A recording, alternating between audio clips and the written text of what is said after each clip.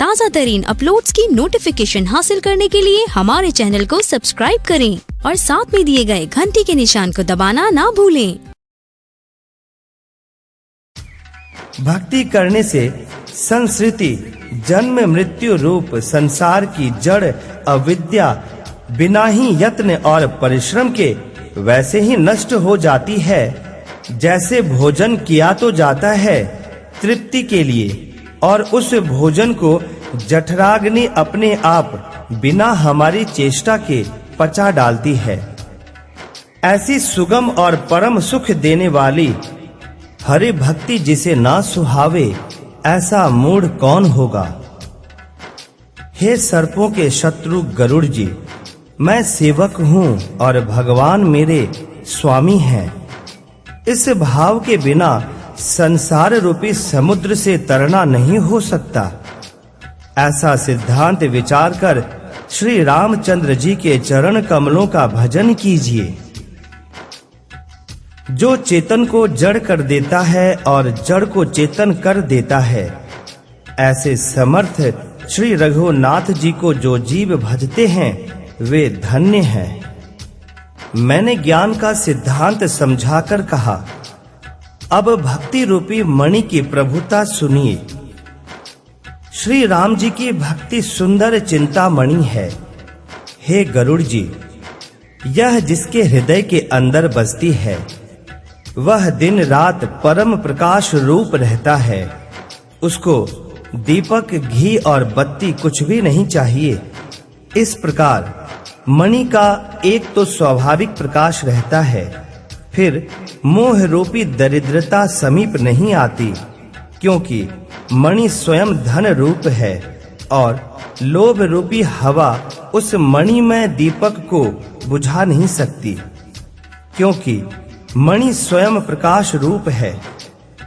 वह किसी दूसरे की सहायता से नहीं प्रकाश करती। उसके प्रकाश से अविद्या का प्रबल अंधकार मिट जाता है। मदादी पतंगों का सारा समूह हार जाता है। जिसके हृदय में भक्ति बसती है, काम क्रोध और लोभ आदि दुष्ट तो उसके पास भी नहीं जाते। उसके लिए विष अमृत के समान और शत्रु मित्र हो जाता है। उस मणि के बिना कोई सुख नहीं पाता। बड़े-बड़े मानस रोग जिनके वश होकर सब जीव दुखी हो रहे हैं, उसको नहीं व्यापते। श्री राम भक्ति रूपी मणि जिसके हृदय में बसती है, उसे स्वप्न में भी लेश मात्र दुख नहीं होता। जगत में वे ही मनुष्य चतुरों के शिरोमणि हैं जो उस भक्ति रूपी मणि के लिए भली भांति यत्न करते हैं। यद्यपि वह मणि जगत में प्रकट है, पर बिना श्री राम जी की कृपा के उसे कोई पा नहीं सकता। उसके पाने के उपाय भी सुगम ही हैं, पर अभागे मनुष्य उन्हें ठुकरा देते हैं। वेद पुराण पवित्र पर्वत हैं। श्री राम जी की नाना प्रकार की कथाएं उन पर्वतों में सुंदर खाने हैं। संत पुरुष उनकी इन खानों के रहस्य को जानने वाले मर्मी हैं और सुंदर बुद्धि खोदने वाली कुदाल है। हे गरुड़ जी, ज्ञान और वैराग्य ये दो उनके नेत्र हैं। जो प्राणी उसे प्रेम के साथ खोजता है, वह सब सुखों की खान इस भक्ति रूपी मणि को पा जाता है। हे प्रभु, मेरे मन में तो ऐसा विश्वास है कि श्री राम जी के दास श्री राम जी से भी बढ़कर हैं। श्री रामचंद्र जी समुद्र हैं तो धीर संत पुरुष मेघ हैं। श्री हरि चंदन के वृक्ष हैं तो संत पवन हैं। सब साधनों का फल सुंदर हरि भक्ति ही है। उसे संत के बिना किसी ने नहीं पाया। ऐसा विचार कर जो भी संतों का संग करता है, हे गरुड़ जी, उसके लिए श्री राम जी की भक्ति सुलभ हो जाती है। ब्रह्म समुद्र है, ज्ञान मंदराचल है और संत देवता है।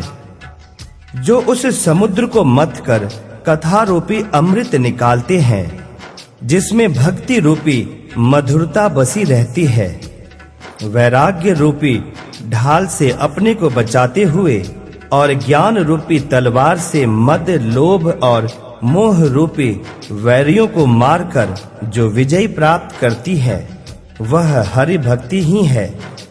हे पक्षीराज, इसे विचार कर देखिए। पक्षीराज गरुड़ जी फिर प्रेम सहित बोले, हे कृपालु, यदि मुझ पर आपका प्रेम है तो हे नाथ, मुझे अपना सेवक जानकर मेरे 7 प्रश्नों के उत्तर बखान कर कहिए। हे नाथ, हे धीर बुद्धि, पहले तो यह बतलाइए कि सबसे दुर्लभ कौन सा शरीर है, फिर सबसे बड़ा दुख कौन है और सबसे बड़ा सुख कौन है। यह भी विचार कर संक्षेप में ही कहिए। संत और असंत का मर्म आप जानते हैं, उनके सहज स्वभाव का वर्णन कीजिए। फिर कहिए कि श्रुतियों में प्रसिद्ध सबसे महान पुण्य कौन सा है और सबसे महान भयंकर पाप कौन है। फिर मानस रोगों को समझाकर कहिए, आप सर्वज्ञ हैं और मुझ पर आपकी कृपा भी बहुत है। काकभूषुंडी जी ने कहा, हे तात, अत्यंत आदर और प्रेम के साथ सुनिए, मैं यह नीति संक्षेप में कहता हूँ।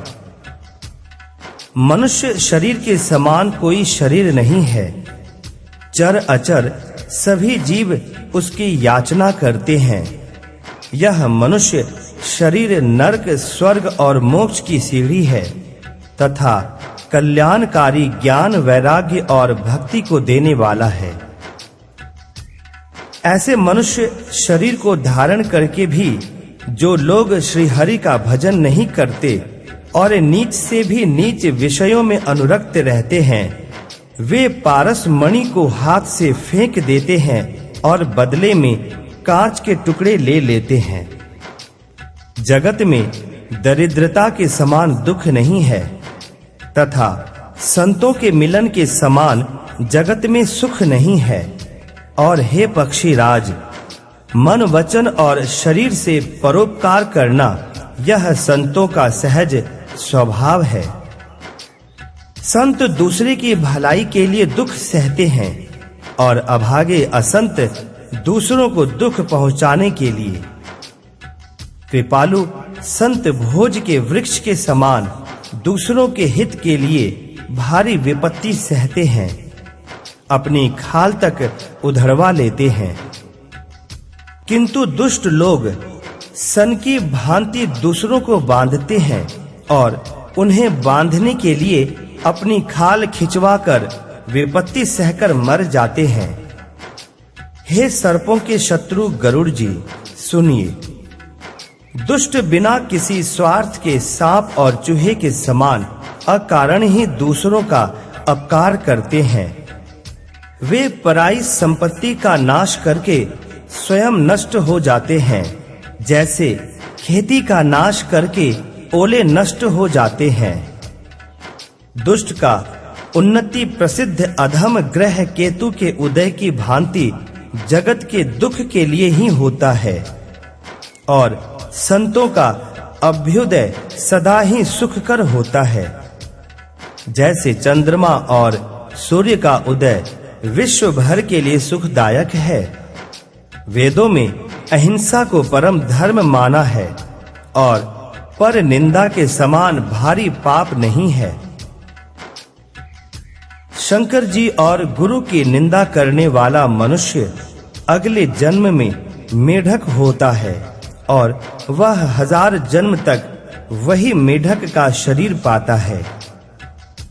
ब्राह्मणों की निंदा करने वाला व्यक्ति बहुत से नरक भोग कर फिर जगत में कौवे का शरीर धारण करके जन्म लेता है। जो अभिमानी जीव देवताओं और वेदों की निंदा करते हैं, वे रौरव नरक में पड़ते हैं। संतों की निंदा में लगे हुए लोग उल्लू होते हैं, जिन्हें मोह रूपी रात्रि प्रिय होती है और ज्ञान रूपी सूर्य जिनके लिए बीत गया रहता है। जो मूर्ख मनुष्य सबकी निंदा करते हैं, वे चमगादड़ होकर जन्म लेते हैं। हे तात, अब मानस रोग सुनिए, जिनसे सब लोग दुख पाया करते हैं। सब रोगों की जड़ अज्ञान है।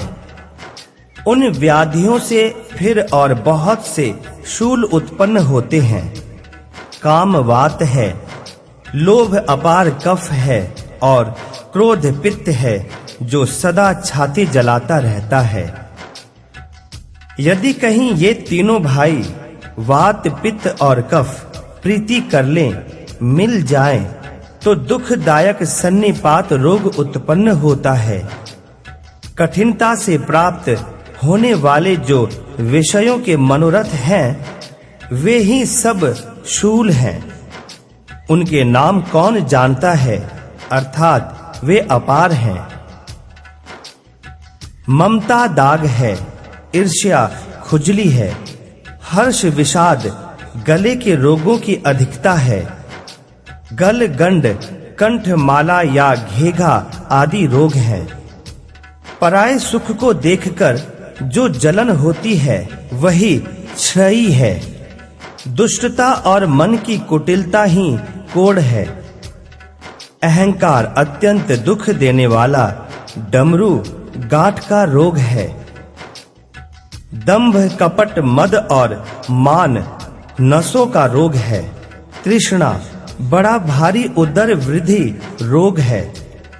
3 प्रकार पुत्र धन और मान की प्रबल इच्छाएं प्रबल तिजारी हैं। मत्सर और अविवेक 2 प्रकार के ज्वर हैं। इस प्रकार अनेकों बुरे रोग हैं, जिन्हें कहां तक कहूं। एक ही रोग के वश होकर मनुष्य मर जाते हैं। फिर ये तो बहुत से असाध्य रोग हैं। ये जीव को निरंतर कष्ट देते रहते हैं। ऐसी दशा में वह समाधि को कैसे प्राप्त करे?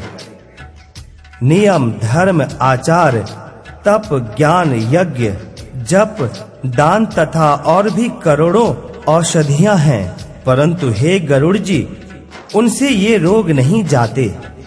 इस प्रकार जगत में समस्त जीव रोगी हैं, जो शोक हर्ष भय प्रीति और वियोग के दुख से और भी दुखी हो रहे हैं। मैंने ये थोड़े से मानस रोग कहे हैं। ये है तो सबको, परंतु इन्हें जान पाए हैं कोई विरले ही। प्राणियों को जलाने वाले ये पापी जान लिए जाने से कुछ क्षीण अवश्य हो जाते हैं, परंतु नाश को नहीं प्राप्त होते। विषय रूप कुपथ्य पाकर ये मुनियों के हृदय में भी अंकुरित हो उठते हैं। तब बेचारे साधारण मनुष्य तो क्या चीज हैं। यदि श्री राम जी की कृपा से इस प्रकार का संयोग बन जाए, तो ये सब रोग नष्ट हो जाए। सद्गुरु रूपी वैद्य के वचन में विश्वास हो, विषयों की आशा ना करे, यही संयम हो। श्री रघुनाथ जी की भक्ति संजीवनी जड़ी है। श्रद्धा से पूर्ण बुद्धि ही अनुपान, दवा के साथ लिया जाने वाला मधु आदि है। इस प्रकार संयोग हो तो वे रोग भले ही नष्ट हो जाए, नहीं तो करोड़ों प्रयत्नों से भी नहीं जाते। हे गोसाई, मन को निरोग हुआ तब जानना चाहिए, जब हृदय में वैराग्य का बल बढ़ जाए, उत्तम बुद्धि रूपी भूख नित्य नहीं बढ़ती रहे और विषयों की आशा रूपी दुर्बलता मिट जाए। इस प्रकार सब रोगों से छूटकर जब मनुष्य निर्मल ज्ञान रूपी जल में स्नान कर लेता है, तब उसके हृदय में राम भक्ति छा रहती है। शिव जी, ब्रह्मा जी, सुखदेव जी, सनक आदि और नारद आदि ब्रह्म विचार में परम निपुण जो मुनि हैं, हे पक्षीराज, उन सब का मत यही है कि श्री राम जी के चरण कमलों में प्रेम करना चाहिए। श्रुति, पुराण और सभी ग्रंथ कहते हैं कि श्री रघुनाथ जी के भक्ति के बिना सुख नहीं है। कछुए की पीठ पर भले ही बाल उग आवे, बाज का पुत्र भले ही किसी को मार डाले, आकाश में भले ही अनेकों प्रकार के फूल खिल उठे, परंतु श्री हरि से विमुख होकर जीव सुख नहीं प्राप्त कर सकता। मृग तृष्णा के जल को पीने से भले ही प्यास बुझ जाए, खरगोश के सिर पर भले ही सिंग निकल आवे, अंधकार भले ही सूर्य का नाश कर दे, परंतु श्री राम से विमुख होकर जीव सुख नहीं पा सकता। जल को मथने से भले ही घी उत्पन्न हो जाए और बालू से भले ही तेल निकल आवे, परंतु श्री हरि के भजन बिना संसार रूपी समुद्र से नहीं तरा जा सकता। यह सिद्धांत अटल है। प्रभु मच्छर को ब्रह्मा कर सकते हैं और ब्रह्मा को मच्छर से भी तुच्छ बना सकते हैं। ऐसा विचार कर चतुर पुरुष सब संदेह त्याग कर श्री राम जी को ही भजते हैं। मैं आपसे भली भांति निश्चय किया हुआ सिद्धांत कहता हूँ। मेरे वचन अन्यथा नहीं है कि जो मनुष्य श्री हरि का भजन करते हैं वे अत्यंत दुस्तर संसार सागर को पार कर जाते हैं। हे नाथ, मैंने श्री हरि का अनुपम चरित्र अपनी बुद्धि के अनुसार कहीं विस्तार से और कहीं संक्षेप से कहा।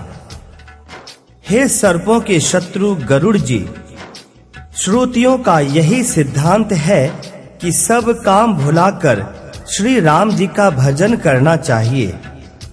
प्रभु श्री रघुनाथ जी को छोड़कर और किसका सेवन किया जाए, जिनका मुझ जैसे मूर्ख पर भी ममत्व है। हे नाथ, आप विज्ञान रूप हैं, आपको मोह नहीं है। आपने तो मुझ पर बड़ी कृपा की है। जो आपने मुझसे सुखदेव जी, सनकादि और शिव जी के मन को प्रिय लगने वाली अति पवित्र राम कथा पूछी। संसार में घड़ी भर का अथवा पल भर का एक बार का भी सत्संग दुर्लभ है। हे गरुड़ जी, अपने हृदय में विचार कर देखिए, क्या मैं भी श्री राम जी के भजन का अधिकारी हूँ? पक्षियों में सबसे नीच और सब प्रकार से अपवित्र हूँ, परंतु ऐसा होने पर भी प्रभु ने मुझको सारे जगत को पवित्र करने वाला प्रसिद्ध कर दिया, अथवा प्रभु ने मुझको जगत प्रसिद्ध पावन कर दिया। यद्यपि मैं सब प्रकार से हीन हूँ, तो भी आज मैं धन्य हूँ, अत्यंत धन्य हूँ, जो श्री राम जी ने मुझे अपना निज जन जानकर संत समागम दिया, आपसे मेरी भेंट कराई। हे नाथ, मैंने अपनी बुद्धि के अनुसार कहा, कुछ भी छिपा नहीं रखा। फिर भी श्री रघुवीर के चरित्र समुद्र के समान हैं, क्या उनकी कोई था पा सकता है?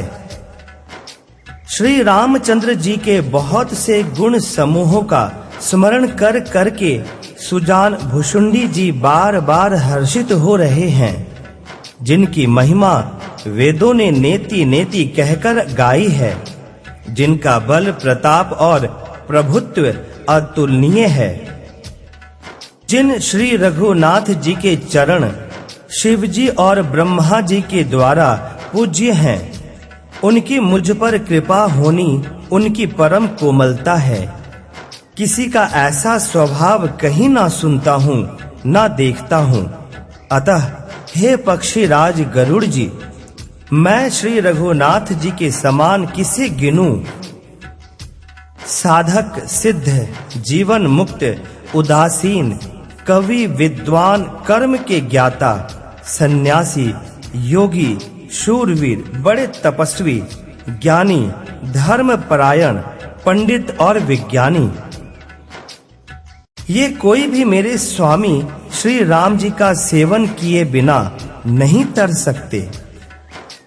मैं उन्हीं श्री राम जी को बार-बार नमस्कार करता हूँ, जिनकी शरण जाने पर मुझ जैसे पाप राशि भी शुद्ध हो जाते हैं। उन अविनाशी श्री राम जी को मैं नमस्कार करता हूँ, जिनका नाम जन्म मरण रूपी रोग की औषध और तीनों भयंकर पीड़ाओं, आधि दैविक, आधि भौतिक और आध्यात्मिक दुखों को हरने वाला है। हे कृपालु, श्री राम जी मुझ पर और आप पर सदा प्रसन्न रहें। भुशुंडी जी के मंगलमय वचन सुनकर और श्री राम जी के चरणों में उनका अतिशय प्रेम देखकर संदेह से भली भांति छूटे हुए गरुड़ जी प्रेम सहित वचन बोले। श्री रघुवीर के भक्ति रस में सनी हुई आपकी वाणी सुनकर मैं कृत्य हो गया। श्री राम जी के चरणों में मेरी नवीन प्रीति हो गई और माया से उत्पन्न सारी विपत्ति चली गई। मोह रूपी समुद्र में डूबते हुए मेरे लिए आप जहाज हुए। हे नाथ, आपने मुझे बहुत प्रकार के सुख दिए, परम सुखी कर दिया। मुझसे इसका प्रत्युपकार नहीं हो सकता। मैं तो आपके चरणों की बार-बार वंदना ही करता हूँ। आप पूर्ण काम हैं और श्री राम जी के प्रेमी हैं। हे तात, आपके समान कोई बड़ भागी नहीं है।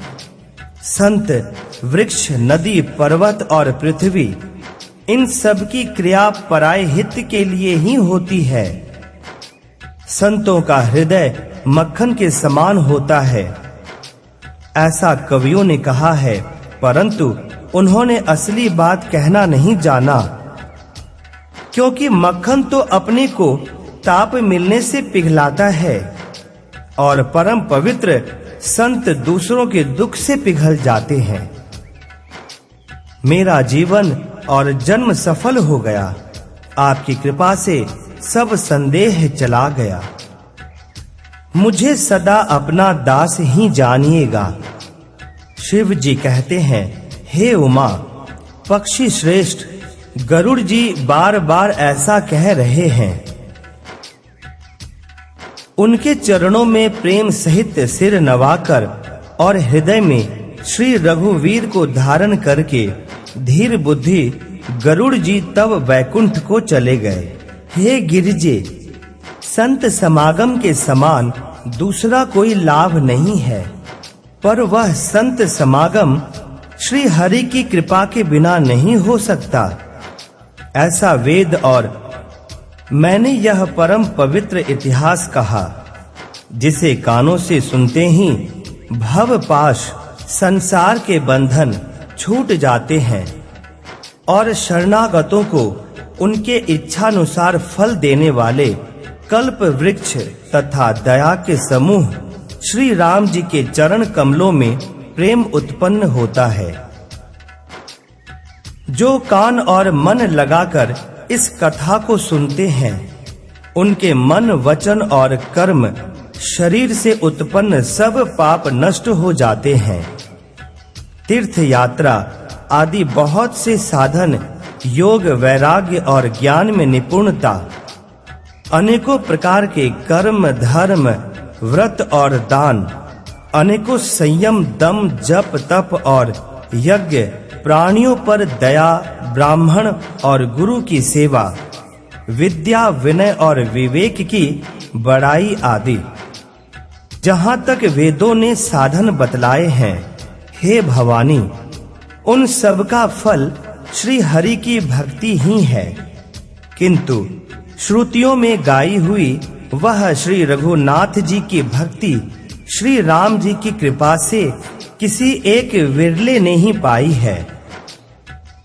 किंतु जो मनुष्य विश्वास मानकर यह कथा निरंतर सुनते हैं, वे बिना ही परिश्रम उस मुनि दुर्लभ हरि भक्ति को प्राप्त कर लेते हैं।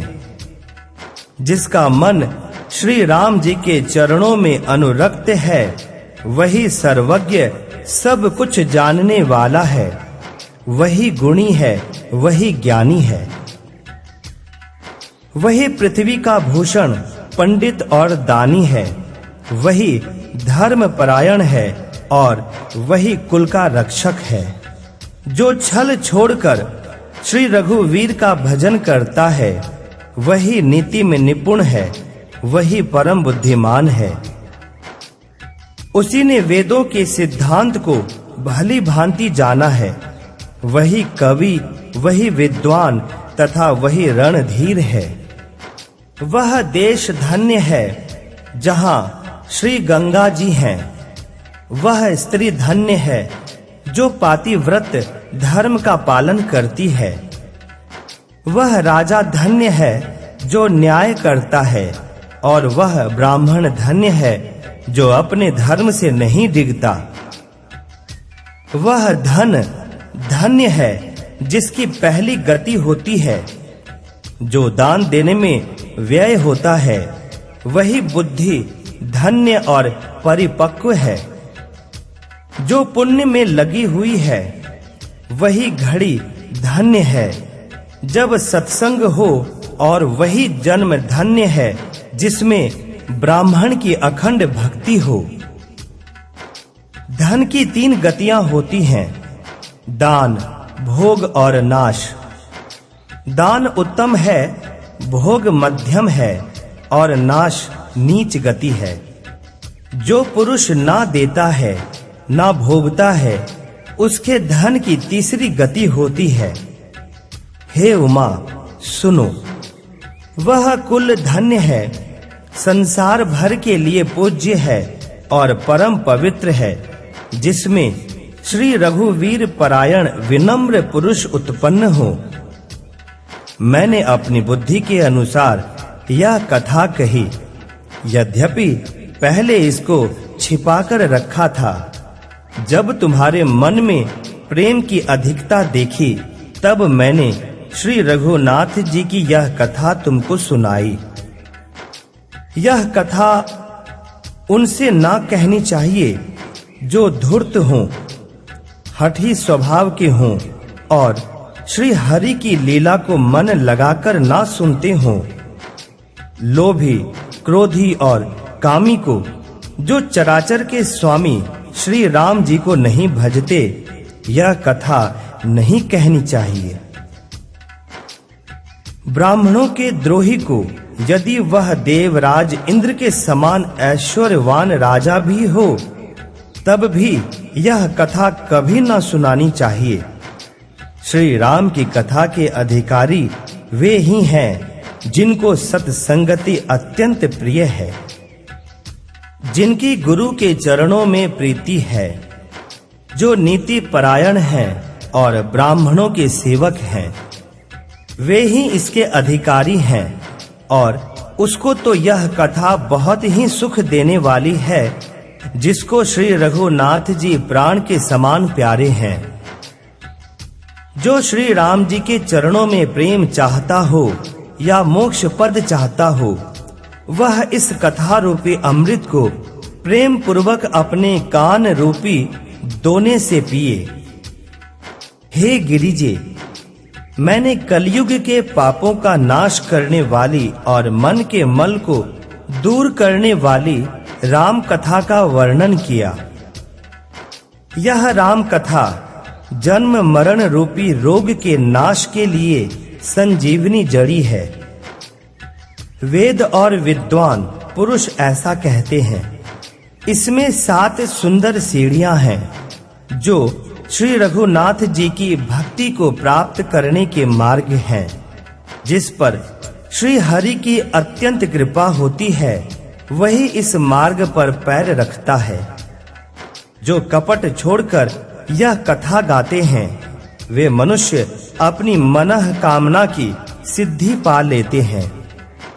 जो इसे कहते सुनते और अनुमोदन करते हैं, वे संसार रूपी समुद्र को गौ के खुर से बने हुए गड्ढे की भांति पार कर जाते हैं। याज्ञवल्क्य जी कहते हैं, सब कथा सुनकर श्री पार्वती जी के हृदय को बहुत ही प्रिय लगी और वे सुंदर वाणी बोली। स्वामी की कृपा से मेरा संदेह जाता रहा और श्री राम जी के चरणों में नवीन प्रेम उत्पन्न हो गया। हे विश्वनाथ, आपकी कृपा से अब मैं कृतार्थ हो गई।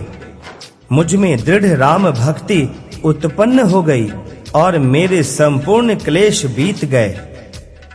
शंभु उमा का यह कल्याणकारी संवाद सुख उत्पन्न करने वाला और शोक का नाश करने वाला है। जन्म मरण का अंत करने वाला, संदेहों का नाश करने वाला, भक्तों को आनंद देने वाला और संत पुरुषों को प्रिय है। जगत में जो रामोपासक हैं, उनको तो इस राम कथा के समान कुछ भी प्रिय नहीं है।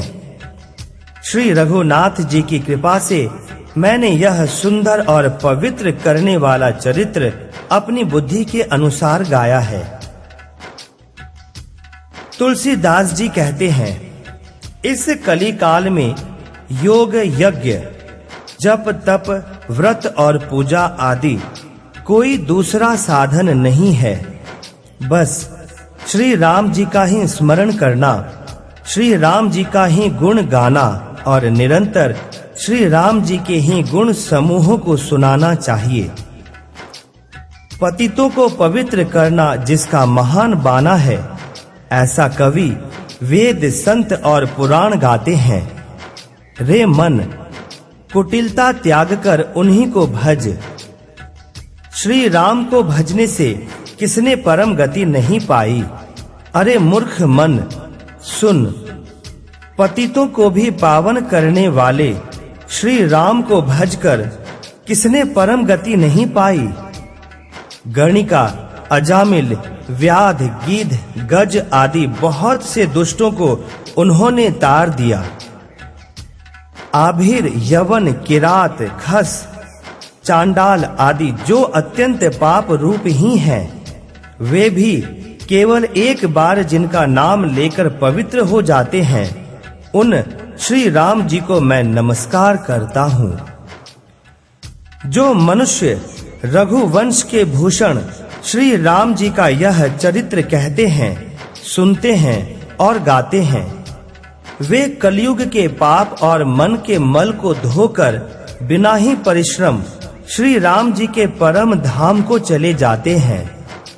अधिक क्या, जो मनुष्य 5-7 चौपाइयों को भी मनोहर जानकर अथवा रामायण की चौपाइयों को श्रेष्ठ पंच जानकर उनको हृदय में धारण कर लेता है, उसके भी 5 प्रकार की अविद्याओं से उत्पन्न विकारों को श्री राम जी हरण कर लेते हैं। अर्थात सारे रामचरित्र की तो बात ही क्या है। जो 5-7 चौपाइयों को भी समझकर उनका अर्थ हृदय में धारण कर लेते हैं, उनके भी अविद्या जनित सारे क्लेश श्री रामचंद्र जी हर लेते हैं। परम सुंदर, सुजान और कृपा निधान तथा जो अनाथों पर प्रेम करते हैं, ऐसे एक श्री रामचंद्र जी ही हैं।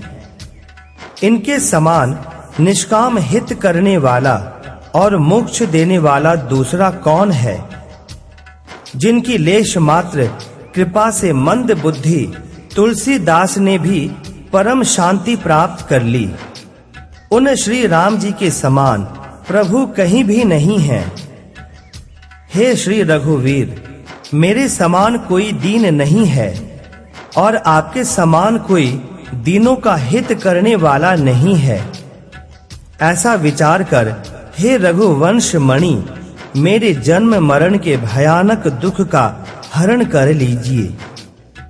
जैसे कामी को स्त्री प्रिय लगती है, और लोभी को जैसे धन प्यारा लगता है, वैसे ही हे रघुनाथ जी, हे राम जी, आप निरंतर मुझे प्रिय लगिए।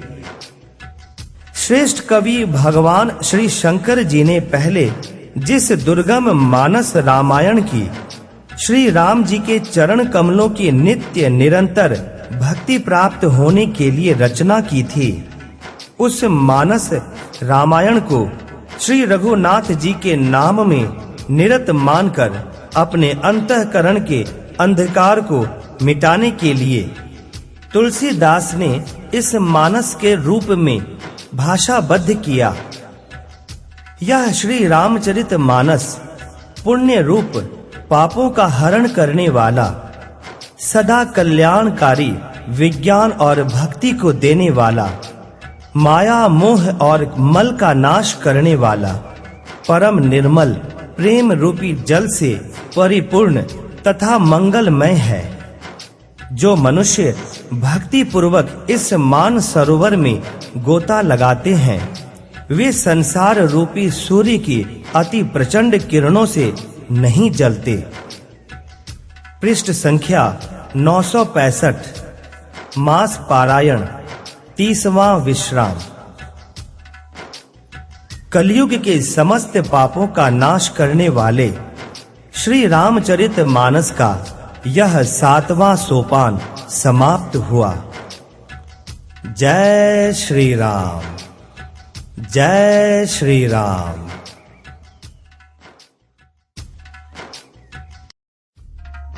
जय श्री हरि। गोस्वामी तुलसीदास जी की संक्षिप्त जीवनी। प्रयाग के पास चित्रकूट जिले में राजापुर नामक एक ग्राम है। वहां आत्माराम दुबे नाम के एक प्रतिष्ठित सरयू पारीण ब्राह्मण रहते थे। उनकी धर्म पत्नी का नाम हुलसी था। संवत 1554 की श्रावण शुक्ला सप्तमी के दिन आभुक्त मूल नक्षत्र में इन्हीं भाग्यवान दंपति की यहाँ 12 महीने तक गर्भ में रहने के पश्चात महाकवि गोस्वामी तुलसीदास जी का जन्म हुआ।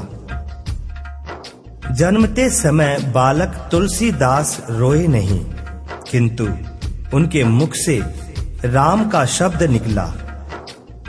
उनके मुख में 32 दांत मौजूद थे। उनका डील डॉल 5 वर्ष के बालक का सा था। इस प्रकार के अद्भुत बालक को देखकर पिता अमंगल की शंका से भयभीत हो गए और उसके संबंध में कई प्रकार की कल्पनाएं करने लगे। माता हुलसी को यह देखकर बड़ी चिंता हुई। उन्होंने बालक के अनिष्ट की आशंका से 10वीं की रात को नवजात शिशु को अपनी दासी के साथ उसके ससुराल भेज दिया और दूसरे दिन स्वयं इस आसार संसार से चल बसी। दासी ने, जिसका नाम चुनिया था, बड़े प्रेम से बालक का पालन पोषण किया। जब तुलसीदास लगभग 5.5 वर्ष के हुए, चुनिया का भी देहांत हो गया। अब तो बालक अनाथ हो गया। वह द्वार द्वार भटकने लगा। इस पर जगत जननी पार्वती को उस होनहार बालक पर दया आई। वे ब्राह्मणी का वेश धारण कर प्रतिदिन उसके पास जाती और उसे अपने हाथों भोजन करा जाती। इधर भगवान शंकर जी की प्रेरणा से राम शैल पर रहने वाले श्री अनंतानंद जी के प्रिय शिष्य श्री नरहरयानंद जी ने इस बालक को ढूंढ निकाला और उसका नाम राम बोला रखा। उसे वे अयोध्या ले गए और वहां संवत 1561 माघ शुक्ला पंचमी शुक्रवार को उसका यज्ञोपवीत संस्कार कराया। बिना सिखाए ही बालक राम बोला ने गायत्री मंत्र का उच्चारण किया, जिसे देखकर सब लोग चकित हो गए। इसके बाद नरहरि स्वामी ने वैष्णवों के 5 संस्कार करके राम बोला को राम मंत्र की दीक्षा दी और अयोध्या ही में रहकर उन्हें विद्या अध्ययन कराने लगे। बालक राम बोला की बुद्धि बड़ी प्रखर थी। एक बार गुरु मुख से जो सुन लेते थे उन्हें वह कंठस्थ हो जाता था। वहां से कुछ दिन बाद गुरु शिष्य दोनों शुकर क्षेत्र पहुंचे। वहां श्री नरहरि जी ने तुलसीदास जी को रामचरित सुनाया। कुछ दिन बाद वे काशी चले आए। काशी में शेष सनातन जी के पास रहकर तुलसीदास ने 15 वर्ष तक वेद वेदांग का अध्ययन किया। इधर उनकी लोक वासना कुछ जागृत हो उठी और अपने विद्या गुरु से आज्ञा लेकर वे अपनी जन्मभूमि को लौट आए। वहां आकर उन्होंने देखा कि उनका परिवार सब नष्ट हो चुका है। उन्होंने विधि पूर्वक अपने पिता आदि का श्राद्ध किया और वहीं रहकर लोगों को भगवान राम की कथा सुनाने लगे। संवत 1583 ज्येष्ठ शुक्ला 13 गुरुवार को भारद्वाज गोत्र की एक सुंदर कन्या के साथ उनका विवाह हुआ और वे सुख पूर्वक अपनी नव विवाहिता वधू के साथ रहने लगे। एक बार उनकी स्त्री भाई के साथ अपने मायके चली गई।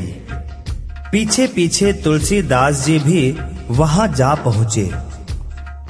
उनकी पत्नी ने इस पर उन्हें बहुत धिक्कारा और कहा कि मेरे इस हाड़ मांस के शरीर में जितनी तुम्हारी आसक्ति है उससे आधी भी यदि भगवान में होती तो तुम्हारा बेड़ा पार हो गया होता।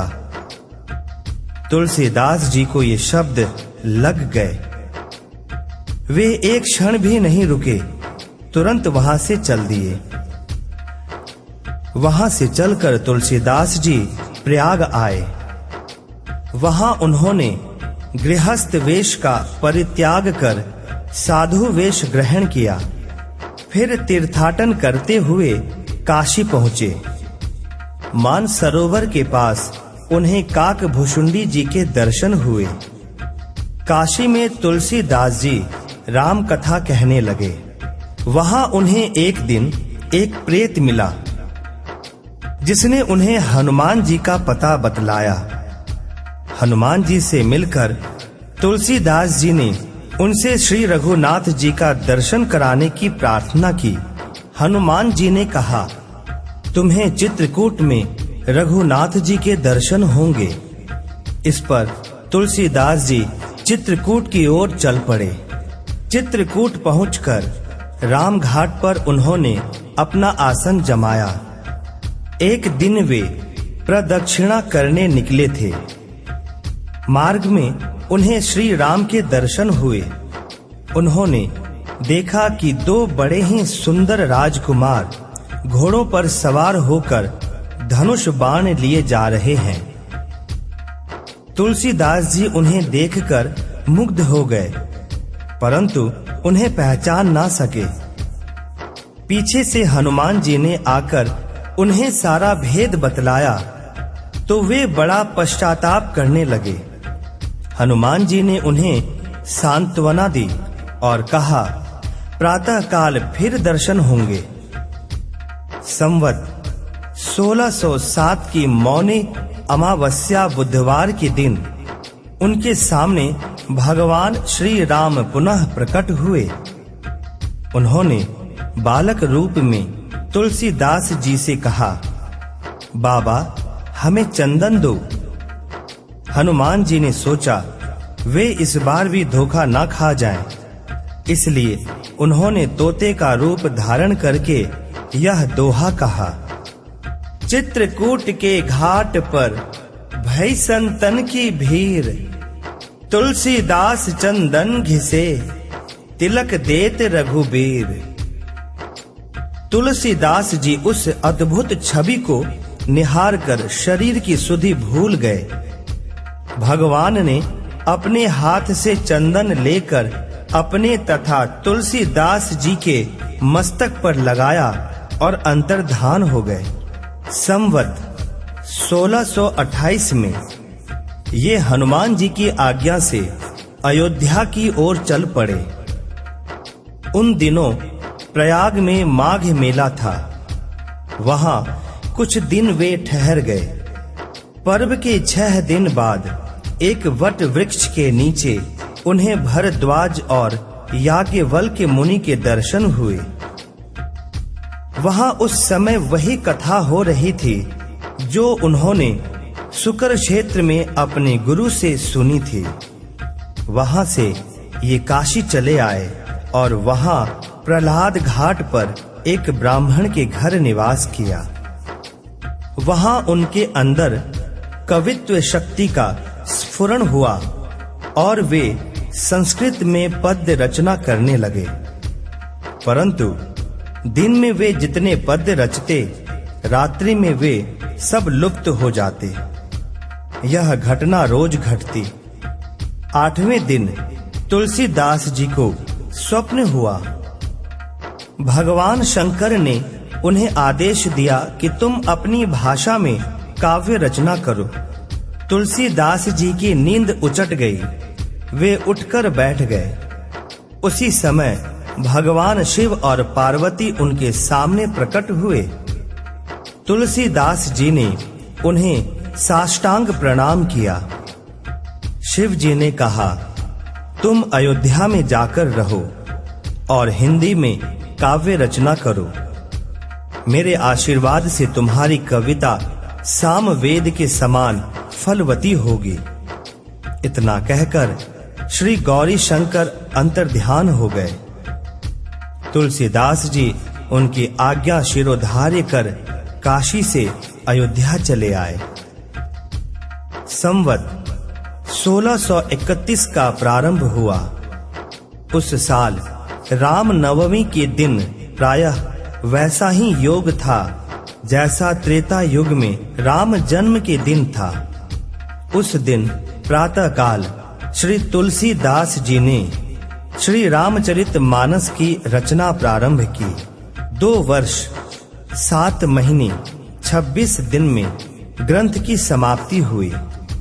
संवत 1633 के मार्गशीर्ष शुक्ल पक्ष में राम विवाह के दिन 7 कांड पूर्ण हो गए। इसके बाद भगवान की आज्ञा से तुलसीदास जी काशी चले आए। वहां उन्होंने भगवान विश्वनाथ और माता अन्नपूर्णा को श्री रामचरितमानस सुनाया। रात को पुस्तक श्री विश्वनाथ जी के मंदिर में रख दी गई। सवेरे जब पट खोला गया तो उस पर लिखा हुआ पाया गया, सत्यम शिवम सुंदरम, और नीचे भगवान शंकर की सही थी। उस समय उपस्थित लोगों ने सत्यम शिवम सुंदरम की आवाज भी कानों से सुनी। इधर पंडितों ने जब यह बात सुनी तो उनके मन में ईर्ष्या उत्पन्न हुई। वे दल बांधकर तुलसीदास जी की निंदा करने लगे और उस पुस्तक को भी नष्ट कर देने का प्रयत्न करने लगे। उन्होंने पुस्तक चुराने के लिए 2 चोर भेजे। चोरों ने जाकर देखा कि तुलसीदास जी की कुटी के आसपास 2 वीर धनुष बाण लिए पहरा दे रहे हैं। वे बड़े ही सुंदर श्याम और गौर वर्ण के थे। उनके दर्शन से चोरों की बुद्धि शुद्ध हो गई। उन्होंने उसी समय से चोरी करना छोड़ दिया और भजन में लग गए। तुलसीदास जी ने अपने लिए भगवान को कष्ट हुआ जान कुटी का सारा सामान लुटा दिया। पुस्तक अपने मित्र टोडर मल के यहाँ रख दी। इसके बाद उन्होंने एक दूसरी प्रति लिखी। उसी के आधार पर दूसरी प्रतिलिपियां तैयार की जाने लगी। पुस्तक का प्रचार दिनों दिन बढ़ने लगा। इधर पंडितों ने और कोई उपाय ना देख श्री मधुसूदन सरस्वती जी को उस पुस्तक को देखने की प्रेरणा की। श्री मधुसूदन सरस्वती जी ने उसे देखकर बड़ी प्रसन्नता प्रकट की और उस पर यह सम्मति लिख दी। आनंद कानने ह्यस्मिं जंग मस्त तुलसी तरुः कविता मंजरी भांति राम भ्रमर भूषिता। इस काशी रूपी आनंद वन में तुलसीदास चलता फिरता तुलसी का पौधा है। उसकी कविता रूपी मंजरी बड़ी ही सुंदर है, जिस पर श्री राम रूपी भंवरा सदा मंडराया करता है। पंडितों को इस पर भी संतोष नहीं हुआ। तब पुस्तक की परीक्षा का एक उपाय और सोचा गया। भगवान विश्वनाथ के सामने सबसे ऊपर वेद, उनके नीचे शास्त्र, शास्त्रों के नीचे पुराण और सब के नीचे रामचरितमानस रख दिया गया। मंदिर बंद कर दिया गया। प्रातःकाल जब मंदिर खोला गया तो लोगों ने देखा कि श्री रामचरितमानस वेदों के ऊपर रखा हुआ है। अब तो पंडित लोग बड़े लज्जित हुए। उन्होंने तुलसीदास जी से क्षमा मांगी और भक्ति से उनका चरणोदक लिया। तुलसीदास जी अब अस्सी घाट पर रहने लगे। रात को एक दिन कलयुग मूर्त रूप धारण कर उनके पास आया और उन्हें त्रास देने लगा। गोस्वामी जी ने हनुमान जी का ध्यान किया। हनुमान जी ने उन्हें विनय के पद रचने को कहा। इस पर गोस्वामी जी ने विनय पत्रिका लिखी और भगवान के चरणों में उसे समर्पित कर दी। श्री राम ने उस पर अपने हस्ताक्षर कर दिए और तुलसीदास जी को निर्भय कर दिया। संवत 1680 श्रावण कृष्ण तृतीया शनिवार को अस्सी घाट पर गोस्वामी जी ने राम राम कहते हुए अपना शरीर परित्याग किया। जय श्री हरि। गोस्वामी तुलसीदास जी की संक्षिप्त जीवनी। प्रयाग के पास चित्रकूट जिले में राजापुर नामक एक ग्राम है। वहां आत्माराम दुबे नाम के एक प्रतिष्ठित सरयू पारीण ब्राह्मण रहते थे। उनकी धर्म पत्नी का नाम हुलसी था। संवत 1554 की श्रावण शुक्ला सप्तमी के दिन आभुक्त मूल नक्षत्र में इन्हीं भाग्यवान दंपति के यहाँ 12 महीने तक गर्भ में रहने के पश्चात महाकवि गोस्वामी तुलसीदास जी का जन्म हुआ। जन्मते समय बालक तुलसीदास रोए नहीं, किंतु उनके मुख से राम का शब्द निकला। उनके मुख में 32 दांत मौजूद थे। उनका डील डॉल 5 वर्ष के बालक का सा था। इस प्रकार के अद्भुत बालक को देखकर पिता अमंगल की शंका से भयभीत हो गए और उसके संबंध में कई प्रकार की कल्पनाएं करने लगे। माता हुलसी को यह देखकर बड़ी चिंता हुई। उन्होंने बालक के अनिष्ट की आशंका से दशमी की रात को नवजात शिशु को अपनी दासी के साथ उसके ससुराल भेज दिया और दूसरे दिन स्वयं इस आसार संसार से चल बसी। दासी ने, जिसका नाम चुनिया था, बड़े प्रेम से बालक का पालन पोषण किया। जब तुलसीदास लगभग 5.5 वर्ष के हुए, चुनिया का भी देहांत हो गया। अब तो बालक अनाथ हो गया। वह द्वार द्वार भटकने लगा। इस पर जगत जननी पार्वती को उस होनहार बालक पर दया आई। वे ब्राह्मणी का वेश धारण कर प्रतिदिन उसके पास जाती और उसे अपने हाथों भोजन करा जाती। इधर भगवान शंकर जी की प्रेरणा से राम शैल पर रहने वाले श्री अनंतानंद जी के प्रिय शिष्य श्री नरहरयानंद जी ने इस बालक को ढूंढ निकाला और उसका नाम राम बोला रखा।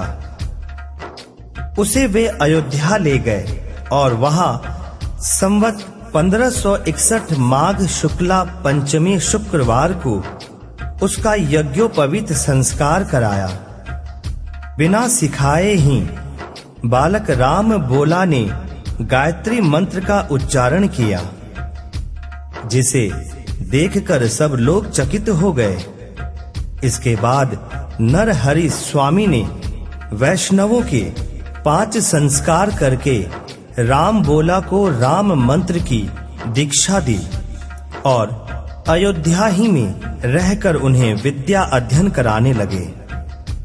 बालक राम बोला की बुद्धि बड़ी प्रखर थी। एक बार गुरु मुख से जो सुन लेते थे उन्हें वह कंठस्थ हो जाता था। वहां से कुछ दिन बाद गुरु शिष्य दोनों शुकर क्षेत्र पहुंचे। वहां श्री नरहरि जी ने तुलसीदास जी को रामचरित सुनाया। कुछ दिन बाद वे काशी चले आए। काशी में शेष सनातन जी के पास रहकर तुलसीदास ने 15 वर्ष तक वेद वेदांग का अध्ययन किया। इधर उनकी लोक वासना कुछ जागृत हो उठी और अपने विद्या गुरु से आज्ञा लेकर वे अपनी जन्म भूमि को लौट आए। वहां आकर उन्होंने देखा कि उनका परिवार सब नष्ट हो चुका है। उन्होंने विधि पूर्वक अपने पिता आदि का श्राद्ध किया और वहीं रहकर लोगों को भगवान राम की कथा सुनाने लगे। संवत 1583 ज्येष्ठ शुक्ला 13 गुरुवार को भारद्वाज गोत्र की एक सुंदर कन्या के साथ उनका विवाह हुआ और वे सुख पूर्वक अपनी नव विवाहिता वधू के साथ रहने लगे। एक बार उनकी स्त्री भाई के साथ अपने मायके चली गई। पीछे पीछे तुलसीदास जी भी वहां जा पहुंचे। उनकी पत्नी ने इस पर उन्हें बहुत धिक्कारा और कहा कि मेरे इस हाड़ मांस के शरीर में जितनी तुम्हारी आसक्ति है, उससे आधी भी यदि भगवान में होती तो तुम्हारा बेड़ा पार हो गया होता। तुलसीदास जी को ये शब्द लग गए। वे एक क्षण भी नहीं रुके, तुरंत वहां से चल दिए। वहां से चलकर तुलसीदास जी प्रयाग आए। वहां उन्होंने गृहस्थ वेश का परित्याग कर साधु वेश ग्रहण किया। फिर तीर्थाटन करते हुए काशी पहुंचे। मानसरोवर के पास उन्हें काकभुशुंडी जी के दर्शन हुए। काशी में तुलसीदास जी राम कथा कहने लगे। वहां उन्हें एक दिन एक प्रेत मिला, जिसने उन्हें हनुमान जी का पता बतलाया। हनुमान जी से मिलकर तुलसीदास जी ने उनसे श्री रघुनाथ जी का दर्शन कराने की प्रार्थना की। हनुमान जी ने कहा, तुम्हें चित्रकूट में रघुनाथ जी के दर्शन होंगे। इस पर तुलसीदास जी चित्रकूट की ओर चल पड़े। चित्रकूट पहुंचकर राम घाट पर उन्होंने अपना आसन जमाया। एक दिन वे प्रदक्षिणा करने निकले थे। मार्ग में उन्हें श्री राम के दर्शन हुए। उन्होंने देखा कि 2 बड़े ही सुंदर राजकुमार घोड़ों पर सवार होकर धनुष बाण लिए जा रहे हैं। तुलसीदास जी उन्हें देखकर मुग्ध हो गए, परंतु उन्हें पहचान ना सके। पीछे से हनुमान जी ने आकर उन्हें सारा भेद बतलाया तो वे बड़ा पश्चाताप करने लगे। हनुमान जी ने उन्हें सांत्वना दी और कहा, प्रातः काल फिर दर्शन होंगे। संवत 1607 की मौनी अमावस्या बुधवार के दिन उनके सामने भगवान श्री राम पुनः प्रकट हुए। उन्होंने बालक रूप में तुलसीदास जी से कहा, बाबा हमें चंदन दो। हनुमान जी ने सोचा वे इस बार भी धोखा ना खा जाएं, इसलिए उन्होंने तोते का रूप धारण करके यह दोहा कहा, चित्रकूट के घाट पर भई संतन की भीड़, तुलसीदास चंदन घिसे तिलक देत रघुबीर। तुलसीदास जी उस अद्भुत छवि को निहार कर शरीर की सुधि भूल गए। भगवान ने अपने हाथ से चंदन लेकर अपने तथा तुलसीदास जी के मस्तक पर लगाया और अंतर्धान हो गए। संवत 1628 में ये हनुमान जी की आज्ञा से अयोध्या की ओर चल पड़े। उन दिनों प्रयाग में माघ मेला था। वहां कुछ दिन वे ठहर गए। पर्व के 6 दिन बाद एक वट वृक्ष के नीचे उन्हें भरद्वाज और याज्ञवल्क्य मुनि के दर्शन हुए। वहां उस समय वही कथा हो रही थी जो उन्होंने शुक्र क्षेत्र में अपने गुरु से सुनी थी। वहां से ये काशी चले आए और वहां प्रहलाद घाट पर एक ब्राह्मण के घर निवास किया। वहां उनके अंदर कवित्व शक्ति का स्फुरण हुआ और वे संस्कृत में पद्य रचना करने लगे। परंतु दिन में वे जितने पद्य रचते, रात्रि में वे सब लुप्त हो जाते। यह घटना रोज घटती। 8वें दिन तुलसीदास जी को स्वप्न हुआ। भगवान शंकर ने उन्हें आदेश दिया कि तुम अपनी भाषा में काव्य रचना करो। तुलसीदास जी की नींद उचट गई। वे उठकर बैठ गए। उसी समय भगवान शिव और पार्वती उनके सामने प्रकट हुए। तुलसीदास जी ने उन्हें साष्टांग प्रणाम किया। शिव जी ने कहा, तुम अयोध्या में जाकर रहो और हिंदी में काव्य रचना करो। मेरे आशीर्वाद से तुम्हारी कविता सामवेद के समान फलवती होगी। इतना कहकर श्री गौरी शंकर अंतर्ध्यान हो गए। तुलसीदास जी उनकी आज्ञा शिरोधार्य कर काशी से अयोध्या चले आए। संवत 1631 का प्रारंभ हुआ। उस साल राम नवमी के दिन प्रायः वैसा ही योग था जैसा त्रेता युग में राम जन्म के दिन था। उस दिन प्रातः काल श्री तुलसीदास जी ने श्री रामचरित मानस की रचना प्रारंभ की। 2 वर्ष 7 महीने 26 दिन में ग्रंथ की समाप्ति हुई। संवत 1633 के मार्गशीर्ष शुक्ल पक्ष में राम विवाह के दिन 7 कांड पूर्ण हो गए। इसके बाद भगवान की आज्ञा से तुलसीदास जी काशी चले आए।